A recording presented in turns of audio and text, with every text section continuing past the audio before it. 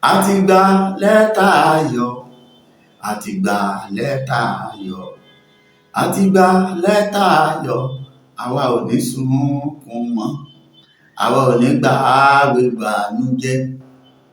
Ọmọ Yorùbá a máa kú oríire, a máa gba lẹ́tà. Àwọn wo ni kí n tiẹ̀ kọ́kọ́ kí tó ṣe pàtàkì jù tó jẹ́ pé ó dàbí pé wọ́n ti ń retí irú lẹ́tà bí eléyìí tẹ́lẹ̀? Ẹ jẹ́ bẹ̀rẹ̀ látòrí àwọn kábíyèsí wa. Kábíyèsí Ọ̀ọ̀nìrìṣà àrólé Oòduà, kábíyèsí Aláàfin tìlú Ọ̀yọ́, kábíyèsí Olúbàdàn tilẹ̀ Ìbàdàn, Aláké tìlú Ẹ̀gbálandì, Ọ̀ràngún Iléèlá, àti gbogbo ẹ̀yin kábíyèsí Ọwọ́ Àtòbòkun, àti gbogbo ẹ̀yin kábíyèsí tó bẹ́lẹ̀ Yorùbá pátápátá. Tá a bá ní ká máa dárúkọ yín, ilẹ̀ oṣù, ilẹ̀ ọmọ, mo ṣe kábíyèsí Forí Adé. A máa kú oríire lẹ́tà yìí. Ó fẹ́ dàbí pé mo tẹ́ ẹ̀ ń retí náà rí lẹ́tà eléyìí. Ó ṣe yín kókó ọ̀yà yín lẹ́nu torí ó dàbí pé òye ọ̀rọ̀ tí mo sọ yóò ti yí àwọn kan. Wọ́n wò pé ó yẹ kí n dárúkọ àwọn kan wípé kí n kí wọn bóyá bí bàbá wa Pòfẹ́sọ̀ Bánjí Akíntóyè, Olóyè Sunday Adéyẹmọ àtàwọn ajìjàgbara. Irọ́ o, lẹ́tà àti yí tẹ́ ẹ̀ retí kọ́ leléyìí. Lẹ́tà àwọn táwọn kábíyèsí wa ń retí náà leléyìí tèmi rí yìí. Kí ni wọ́n kọ sínú lẹ́tà? Ẹ jẹ́ ìjà yín kí n kàn sọ fèrè síbẹ̀ kẹ́ ẹ tó lọ wò ó gangan bí wọ́n ṣe kọ tí wọ́n sì tún kà sí ti gbogbo àgbáyé. Lẹ́tà àwọn tí wọ́n kọ ọbẹ̀ ni wípé tó wọ́n kí gbogbo kábíyèsí tó ń bẹ́ẹ̀ lẹ̀ Yorùbá pátápátá wípé sàlámù àlékún arámọ́tòláwà bárakàtù tàhálà, torí pé wọ́n kúkú mọ̀ pé abẹ́ àsíá mùsùlùmí lọ́pọ̀lọpọ̀ wọn sá sí, kò sí wàhálà.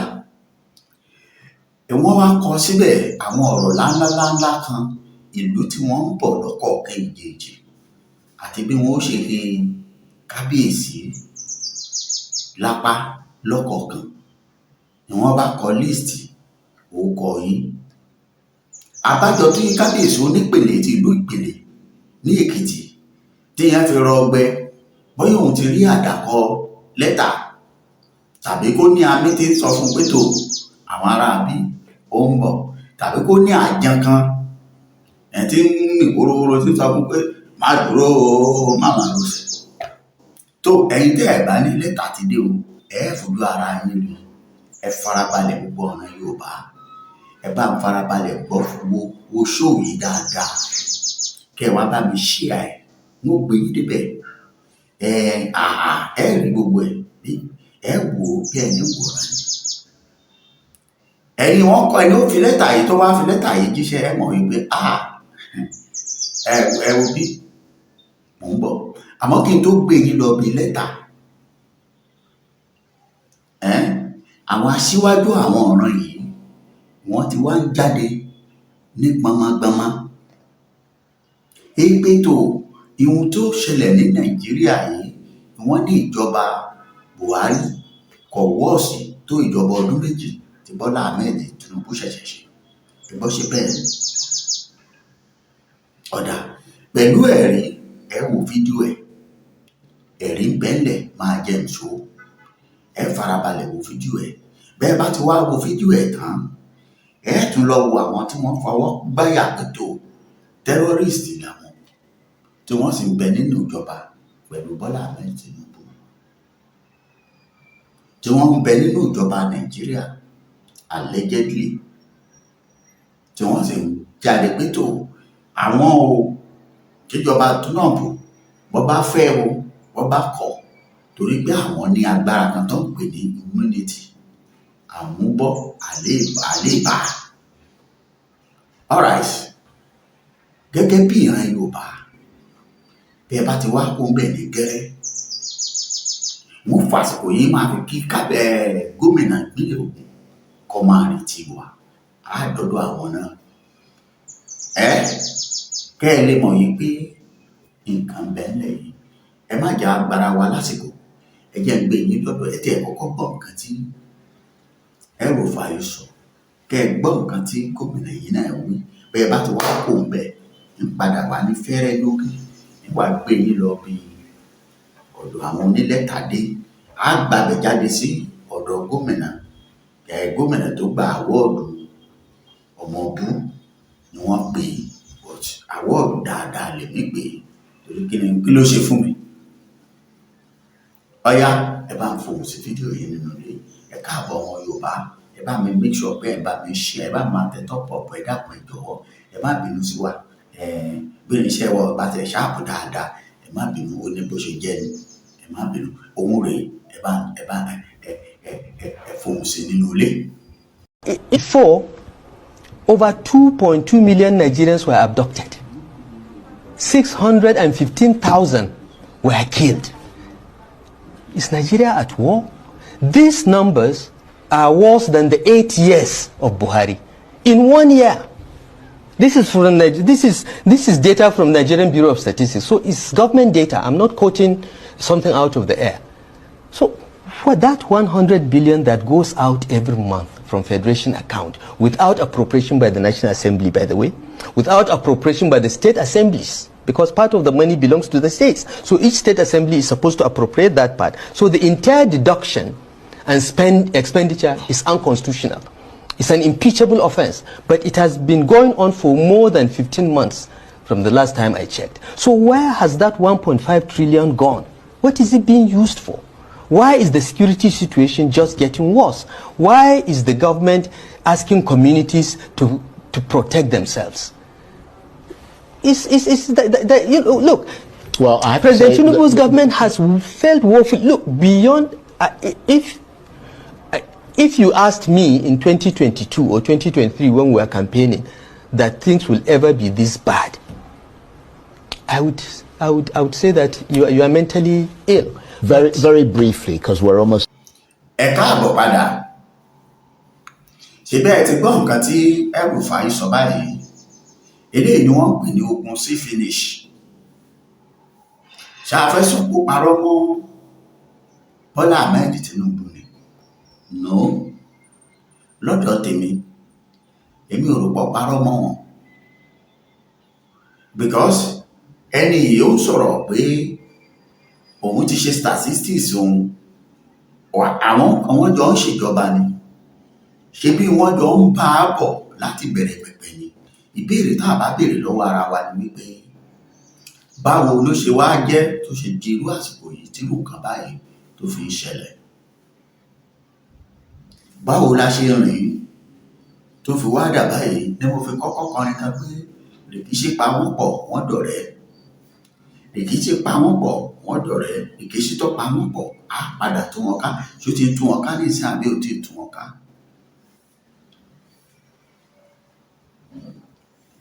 rìkíṣí ó padà tú wọn ká àbí ò tú wọn ká El-Rufai ó ní itú tí wọ́n ti jọ pa sẹ́yìn àtàṣíwájú Bọ́lá Ahmed Tinubu wọ́n fi máa ń sọ wípé ẹni tí bá ń gbin àgbàdo tí lójú ẹkún kó ti mọ̀ wípé ikú náà ní ọ̀padà jàgbàdo ọ̀hún ẹ̀dá tó bá sì sin ẹ̀gbọ́n ẹ̀ níhò àbúrò tó sin ẹ̀gbọ́n ẹ̀ níhò ẹni tó ń bọ̀ lẹ́yìn ìhòhò ni wọ́n padà sọ̀hún náà bọ́ bá yá wọ́n ti ń sin Bọ́lá Ahmed láì tí ì kú ní ìhòhò báyìí ẹ tún gbọ́ yẹn alàgbà Bala Mohammed ẹ sáti mọ gómìnà yìí nígbà kan rí pé terrorist níbẹ̀ àtọ̀dọ̀ wọn sì ní Boko Haram ti bẹ̀rẹ̀ ó ṣe wá jẹ́ tó jẹ́ pé ńgbà ó di ìran Tinubu ní gbogbo ẹ̀ lódoríkodò bí ẹ̀rọ kẹ̀gà lọ́rọ̀ padà yíwọ́ báyìí yóò rí bẹ́ẹ̀ torí pé àwa gẹ́gẹ́ bí ènìyàn tá a jẹ́ ìran èèyàn gbogbo nǹkan tí ẹ̀dá bá máa ṣe lónìí máa rántí pé ọjọ́ ọ̀la kan ń bọ̀ ẹ gbọ́ mo gbé fídíò kan wá lánàá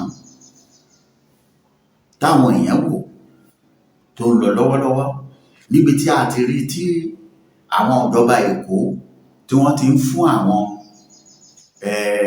ọmọ Fúlàní ní ìwé ìgbélùú ìyẹn recommendation letter àbí kí lẹ̀ ń pè fún ẹni tó bá fẹ́ ṣe ọlọ́pàá. Mo sì mọ̀ pé bákan náà ní ó rí fún ẹni tó bá fẹ́ ṣe sójà tó bá ti lọ ka wọn mọ́. Èmi ò mọ̀ bóyá wọ́n ń gbowó àbí wọn ò gbowó. But you can imagine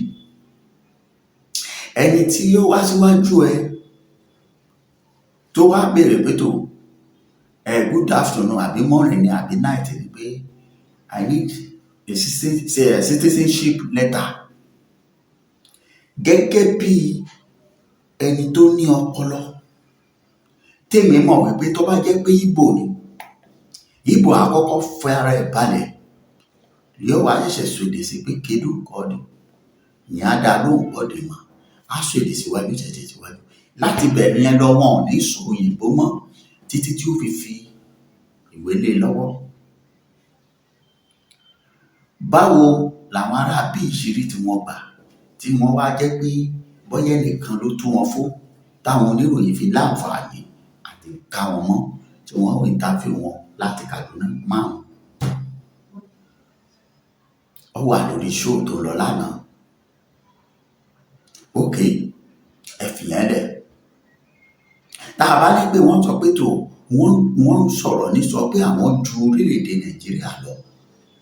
Ṣé wọ́n parọ́ báyìí? Àtọ̀tún àtòsì àtàárín ni wọ́n ń gbà wá báyìí gbòs tí pé ìtì pé tó ẹja tì wọ́n ṣubú. Ẹja sọ wọ́n dẹni tí ò jẹ́ èèyàn. Ẹja jẹ́ kó yé wọn wípé àwa gangan la nílùú. Ẹ gbọ́. Now, all right. Ó fọwọ́ sọ̀yà wípé kò sí ọlọ́pàá tó máa mú òun torí immunity. Mo sì rántí pé gómìnà kan pàápàá ó mọ̀ ọ́n sọ nígbà ayé Buhari ni pé gbogbo ẹni bá jíwó tó jalè ó dàbí ọ̀ṣẹ́ ọmọlẹ́kọ̀ọ́ ni kó máa bọ̀ wá sínú ẹgbẹ́ APC. So ṣẹgbẹ́ APC wá jẹ́gbẹ́ tí ń bọ̀ nǹkan tí ọ̀dà ni àbí báwo. Ẹ̀fẹ̀ yìí ń lẹ̀ ẹ̀já lọ síbi tá à ń lọ gan tààrà. Lórí látàrí lẹ́tà tí àwọn Fúlàní tí wọ́n kọ sí ìran Yorùbá pàápàá tí wọ́n kọ lẹ́tà sí gbogbo ẹ̀yin ọba aládéládé ilẹ̀ Yorùbá tí mo sì rí mọ̀ lọ́kàn tèmi pé mi ṣe rò ó pé irú lẹ́tà bẹ́ẹ̀ gan lẹ́yìn gan ń retí tẹ́lẹ̀. Ìdí àti túmọ̀ tí mo sì fi sọ rèé pé lẹ́tà tẹ́ ń retí rèé. Torí tí kì í bá ṣe irú lẹ́tà bẹ́ẹ̀ ẹ wo àtọ́dún mọ́hán tí bàbá wa pòfẹ́sọ̀ Bánjí Akíntóyè ti ń pariwo lórí ọ̀rọ̀ pé kẹ́yìn àgbààgbà Yorùbá ó dìde sọ̀rọ̀ Yorùbá kẹ́ẹ̀já wá wọ̀rọ̀ ká ìṣàdá ẹ̀já wá ọgbọ́n ọdún ká tún dá kí ẹ̀fún àbí èdè má bàa mú wa. Ṣó dìgbà tí wọ́n bá wọ àárín ọjà bóyá ọjà Ìbàdàn ni wọ́n wọ̀ ní o bóyá ti Abẹ́òkúta ni o bóyá tọ̀yọ́ ni o bóyá ti Ilé Ifẹ̀ ni wọ́n wọ̀ ní o ṣe bí wọ́n ti lọ Ìpele lẹ́kìtì àbóǹdó níbẹ̀ wọ́n kó wọn. Bóyá ó dìgbà tí wọ́n bá tó ṣe bí wọ́n ṣe ń ṣe ní Niger Delta ní Niger State tí wọ́n ń kó wọn tí wọ́n lọ dúnbò wọn. Ẹ̀yin náà sáré fídíò wọn wà káàkiri tí wọ́n so àwọn èèyàn lókun lọ́rùn tí wọ́n ń dúnbò wọn bẹ́ẹ̀ ni dúnbò ẹ̀ràn. Ṣó dìgbà náà kẹ́yìn ọba Yorùbá tó dìde mo fi sọ pé lẹ́tà yín ti dé o. Wípé tó lẹ́tà yín rèé o ẹ gbà kẹ́ ẹ fi sọ̀rọ̀ àjìjà. Ìlẹ́kìnní lẹ́tà tí wọ́n kọ ta lẹni tó kọ ta ni wọ́n fi rán òun rèé ẹ̀ṣọ́ bẹ́ẹ̀ mo ń padà bọ̀. Before the end of Tinubu regime, the Yorubas will realize that they have become the enemies of other tribes in Nigeria. I am seeing big problem coming to the Yoruba nation.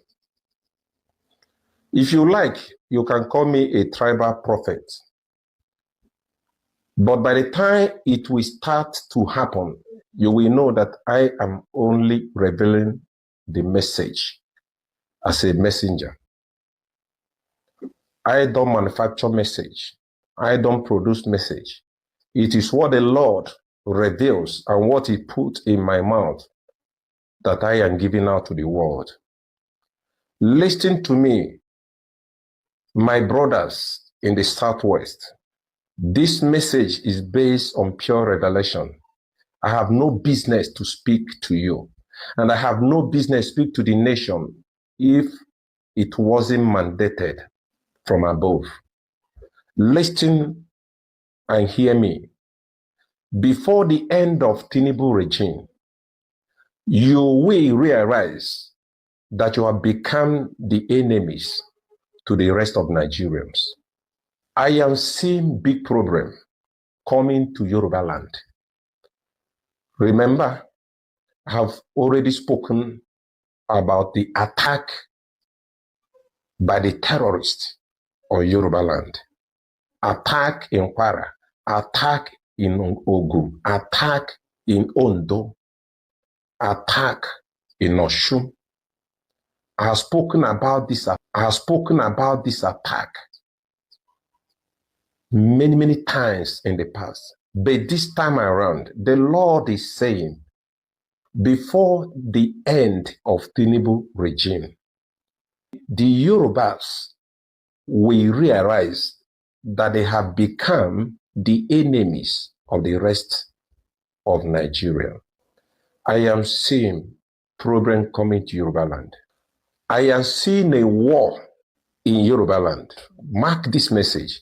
I am seeing Fulanis, no any other tribe, fighting with Yorubas in Yoruba land.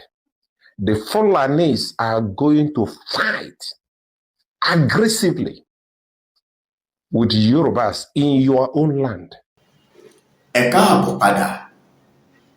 Ẹ ti rí lẹ́tà tí wọ́n kọ sí yín wípé ẹ máa retí àwọn ń bọ̀. Lálà máa tó dùn, àkùtùkù máa tó hù, gúdúgbẹ̀ máa tó já, bọ́ bá jágbó ló máa já sí. Bàbá tó ka lẹ́tà yìí lóòótọ́ kìí ṣọmọ Fúlàní, ọmọ Yíbò ni. Ó sọ gẹ́gẹ́ bí àsọtẹ́lẹ̀ wòlíì. Àmọ́ èmi fẹ́ kó yé bàbá yìí pé lẹ́tà tẹ́ mú wá fún àwọn ọba wa lè mú wá fún látọ̀dọ̀ Ọlọ́run tí ń tẹ́ pé kò sí ìran kan tó lè kóra ààrẹ Yorùbá tó kọjá Yíbò. Ẹ̀yin náà lè rí mi wa láàtàn. Àwa láti dẹ́kun fún jàpá tí àwọn yín tẹ́ fi ń fò tẹ̀yìn fàdà. Àwa la fún Gàmbàrí yín lọ tí mo tó ní give me another Tambra. Ìran Yorùbá lọ́rọ̀ láàyè lójú. Ìpalẹ̀ fi ń jí àwọn baba ńlá yín láyé àtijọ́. Gbogbo ohun tó ń pè lọ́dọ̀ àdú ọ̀dọ̀ àwa la fi hàn yín. Abẹ́ tá a fi gé yín, tá a fi lé yín lọ́wọ́, ẹ fẹ́ máa fi gé wa jẹ. Ohun tí mo fẹ́ kó yé yín ni wípé ẹ̀yàn kan ò lè kórìíra wa torí Bọ́lá Tinubu. Torí Bọ́lá Tinubu kọ́ níjọba àkọ́kọ́ tó jẹ́ ìjọba ọmọ Yorùbá. Ṣẹ́gun Àrẹ̀mọ Ọbásanjọ́ ti ṣe é. Ó ṣètò ológun, ó ṣètò olóṣèlú. Kí ni dé tẹ́ kórìíra wa ń gbà ẹ̀?